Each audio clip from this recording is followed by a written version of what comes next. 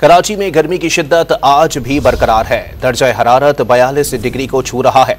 मौसम का अहवाल देने वालों के मुताबिक समंदरी हवाओं की रवानी के बायस हीट वेव का कोई इम्कान नहीं है। मजीद जानते हैं डॉन न्यूज़ के नुमाइंदे आसिम खान से। आसिम, महकमा मौसमियात का मजीद क्या बताना है इस गर्मी के हवाले से?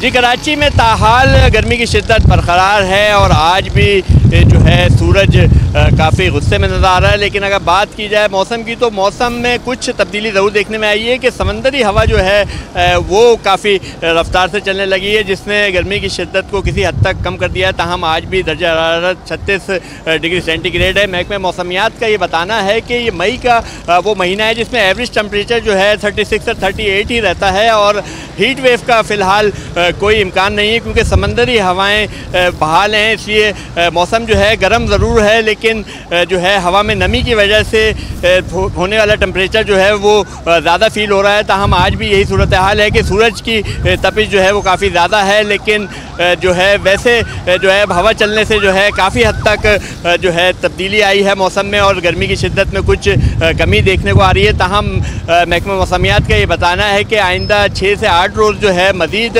कराची में जो है मौसम गर्म और मरतूब रहेगा और शहरियों के लिए ये हिदायत हैं कि वो पानी का इस्तेमाल ज़्यादा करें, गैर ज़रूरी तौर पर घर से ना निकलें और जब भी निकलें सरों को ढाँप कर निकलें और सायादार जगह का इंतखाब करें।